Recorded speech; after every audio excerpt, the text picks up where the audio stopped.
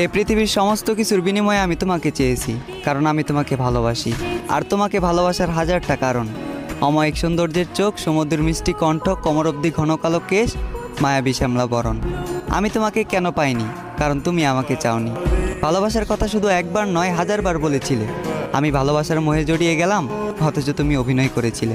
ভালোবাসি বলে কাছে টেনে নিয়ে ভালো থেকে বলে দূরে সরিয়ে দিলে। জানলে অবাক হবে যে শুধুমাত্র তুমি আমার ভালো থাকার কারণ ছিলে।